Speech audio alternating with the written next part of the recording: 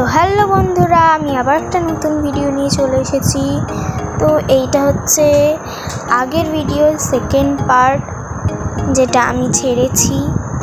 তো এইখানে আমি ছবিটা এঁকে নিয়েছি A4 পেজে, আর এতগুলো কালার দিয়ে আমি করবো। একটা নর্মাল স্কেচ করেছি। তো এবার হালকা ব্রাউন নিয়ে, ডিপ ব্রাউন নিয়ে আমি গাছের ডালপালাগুলো করে নেব।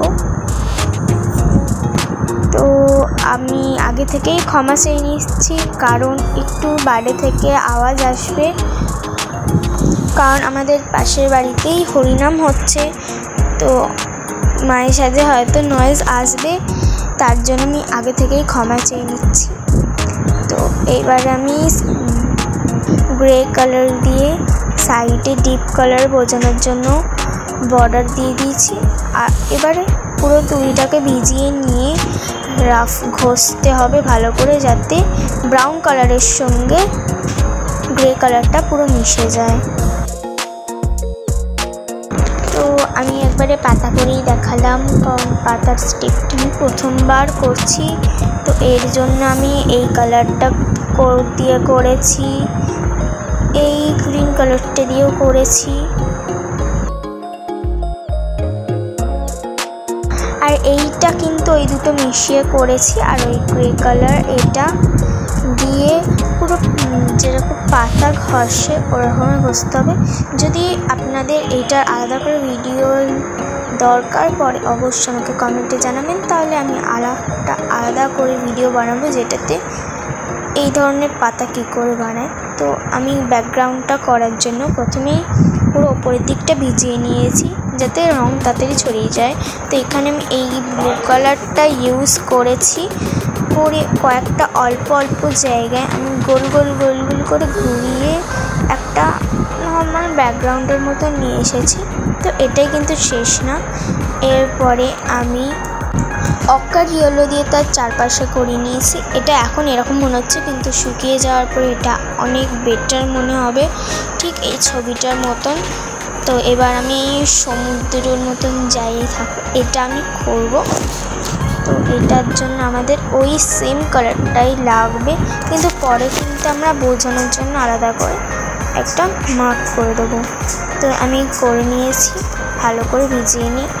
তো এবারে আমি ব্লু দিয়ে, ডিপ ব্লু দিয়ে সমুদ্রের যেরকম যেদিক খুশি চলে ওই হিসাবে আমি উঁচু নিচু বোঝাচ্ছি সমুদ্রে। তো এই জন্য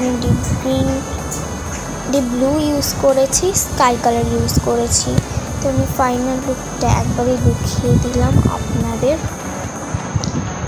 আর এই কালারটা ইউজ করেছি, এইটা ইউজ করেছি, এইটা ইউজ করেছি, এইটা ইউজ করেছি, আর এটা ইউজ করেছি। তো এই যে এই কালারটা অকার ইয়েলো, এটা হচ্ছে স্কাই ব্লু কালার। আর আমার হাতের অবস্থা তো দেখতেই পাচ্ছেন কীরকম হয়ে গেছে কালার করতে করতে। আর এটা হচ্ছে ব্ল্যাক কালার, হচ্ছে deep blue colour, Persian blue, আর এটা হচ্ছে চাইনিজ হোয়াইট, আর এটা হচ্ছে অরেঞ্জ কালার। এই কালারগুলো দিয়েই কিন্তু আমি সমুদ্র কালারগুলো বানিয়েছি। তো অনেকগুলি 6টা কালার আছে, 1 2 3 4 5 6টা। তো এরকমভাবে আমি ঠিক রঙগুলো নিয়েছি, আর পরে যদি লাগে আরও একটু দেবো। তো চলো এগুলোকে মিশিয়ে নেবো। তো মিশিয়ে নেওয়া তো হয়েই গেছে। আর এই দেখো আমি রাস্তা ঠিক করে নিয়েছি। আর এগুলো হচ্ছে বৃষ্টির ফোঁটা, যেটা আমি অ্যাক্রিলিক কালার হোয়াইট কালার দিয়ে করেছি, যাতে বেশি ভালো করে বোঝা যায়। এমনি ট্যাপ ট্যাপ করে দিয়েছি। এটাও যদি আপনাদের দেখতে হয় তো আমাকে প্লিজ অবশ্যই কমেন্টে জানাবেন, তাহলে আমি আলাদা করে আর একটা ভিডিও দেবো এটার জন্য, আর ওই পাতাটার জন্য যেটা আমি বলেছি। আর সাইডে কিন্তু আমি স্কেচ পেন দিয়ে বর্ডার করে নিয়েছি। আর তারপরে সাইডে কয়েকটা জায়গায় রং বের হয়ে গেছিলো, তারপর আমার মনে হলো যদি আমি সাইডে হোয়াইট অ্যাক্রিলিক কালার দিয়ে করি তাহলে খুব ভালো হবে। তো লাস্টে আমি কয়েকটা ছবি দেখিয়েছি, সেগুলো অবশ্যই দেখবেন। আর যদি আপনাদের ভিডিওটা ভালো লেগে থাকে অবশ্যই লাইক, কমেন্ট, সাবস্ক্রাইব অবশ্যই করবেন।